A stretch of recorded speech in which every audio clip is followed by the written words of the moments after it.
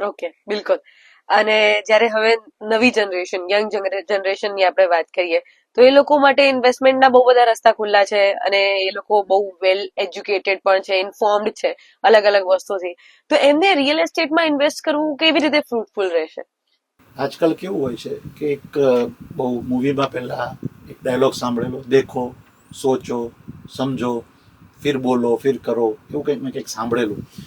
તો એવી જ રીતના કહીએ છીએ કે રિયલ એસ્ટેટ હોય કે કોઈ પણ ફિલ્ડ હોય, એઝ એ યંગ પર્સન, 20 થી 40 વર્ષના જે પણ લોકો છે, કોઈ પણ વસ્તુમાં રોકાણ કરવા માટે કરે ના નથી. તમે ગોલ્ડમાં કરો, શેર બજારમાં કરો, રિયલ એસ્ટેટમાં કરો, તમારા ધંધામાં કરો.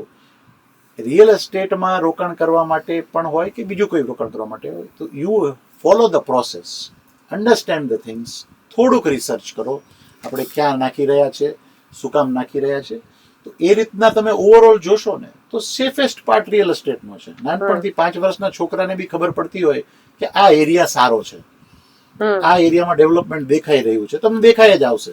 જેમ જેમ આપણો સીજી રોડ ડેવલપ થયો, કે આશ્રમ રોડ ડેવલપ થયો, કે સેટેલાઇટ ડેવલપ થયું, કે પછી એસજી હાઈવે ડેવલપ થયો, ને આજકાલ તો એસજી હાઈવેથી તમે ક્યાંય આગળ જતા રહો, ગોતા ને વૈષ્ણોદેવી ને ઓલી બાજુ નિકોલ ને જતા રહો.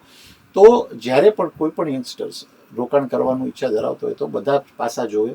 ઉતાવળમાં આવીને કોઈ પણ વસ્તુ ધ્યાનમાં રાખ્યા વગર મારો મિત્ર કહે છે એટલે હું કરી દઉં, એવું ના કરે. પેપર્સ ચેક કરે. અને રિયલ એસ્ટેટમાં જોજો, ઓવરઓલ એની હિસ્ટ્રી જોજો, તો રિયલ એસ્ટેટમાં હંમેશા રોકાણ કોઈ દિવસ માઇનસમાં નથી આવ્યું.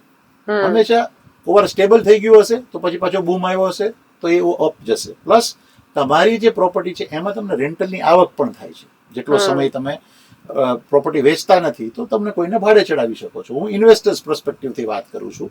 તો એ રીતના પણ જોવા જાવ તો real estate is a very good option for investment. Investment, right.